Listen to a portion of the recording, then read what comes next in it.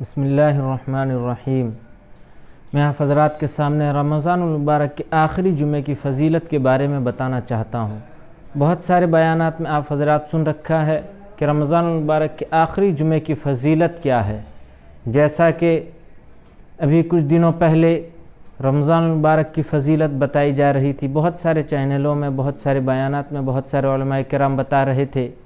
اسی کے متعلق میں بتانا چاہتا ہوں رمضان المبارک کے آخری جمعے کی فضیلت۔ جیسا کہ آپ نے سن رکھا ہے کہ رمضان المبارک کے آخری جمعے میں اگر کوئی شخص قضا نماز پڑھتا ہے، جس کے عمری قضا یعنی عمر میں بہت ساری نمازیں قضا ہوئی ہے، تو وہ یہ بتاتے ہیں کہ رمضان المبارک کے آخری جمعے میں اگر کوئی شخص قضا عمری کی نیت سے 4 رکعت نماز قضا نماز پڑھتا ہے، قضا کی نماز پڑھتا ہے، تو اس کے اگر 700 سال کے نماز قضا ہوئے ہوں گے تو وہ اس سے ساقط ہو جائیں گے، معاف ہو جائیں گے۔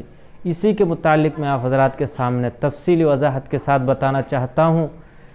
بعینی ہی یہی مسئلہ اگر آپ دیکھنا چاہتے ہیں تو کوئی کتاب میں ہے نہیں، تو میں اس لیے حوالہ بھی نہیں دے سکتا۔ بس آپ صلی اللہ علیہ وسلم کی ایک حدیث بتانا چاہتا ہوں، اسی کے متعلق آپ حضرات کو بتانا چاہتا ہوں۔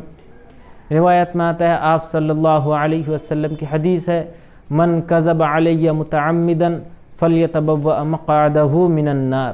آپ صلی اللہ علیہ وسلم خود ارشاد فرماتے ہیں، جو شخص مجھ پر جان بوجھ کر جھوٹ بولے، یعنی میرے اوپر میرا حوالہ دے کر اگر جان بوجھ کر جھوٹ بولتا ہے، اس کو چاہیے کہ وہ اپنا ٹھکانہ جہنم میں بنا لے۔ اللہ اکبر، اللہ اس سے ہماری حفاظت فرمائے۔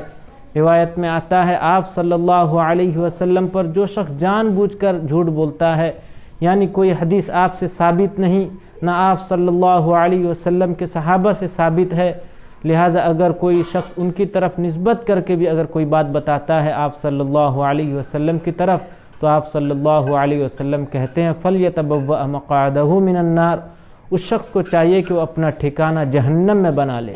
لہٰذا رمضان المبارک کے آخری جمعے کی کوئی ایسی فضیلت کسی بھی کتاب میں آپ کو نہیں ملے گی۔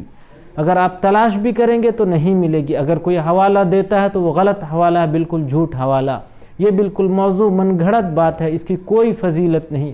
عام دنوں میں جیسی فضیلت ہے جمعے کی، رمضان المبارک کے دوسرے جمعے میں جو فضیلت ہے، 1 2 3 4 پہلے جتنے جمعے گزر چکے ہیں ان کی جو فضیلت ہے، آخری جمعے کی بھی وہی فضیلت ہے، اس کی کوئی حقیقت نہیں۔ لہٰذا اگر کوئی شخص اس نیت سے نماز پڑھتا ہے کہ میں 4 رکعت نماز پڑھوں گا، میرے 700 سال کے اگر نماز ہیں تو وہ قضا ہیں تو وہ ساقط ہو جائیں گے، اگر وہ اس نیت سے پڑھتا ہے تو گنہگار ہوگا۔ لہٰذا ہمیں چاہیے کہ جو بھی نماز اگر قضا ہوئی ہے اس کو یاد کر کے اپنے اپنے وقت میں پڑھنی چاہیے، نہ کہ اس جمعے کی فضیلت مان کر، اس جمعے کی فضیلت سمجھ کر پڑھیں۔ اگر ہم اس طرح کرتے ہیں تو ہم گنہگار ہوں گے۔ اللہ تبارک و تعالی ہم سب کو کہنے سننے سے زیادہ عمل کی توفیق عطا فرمائے۔ وما علینا الا البلاغ۔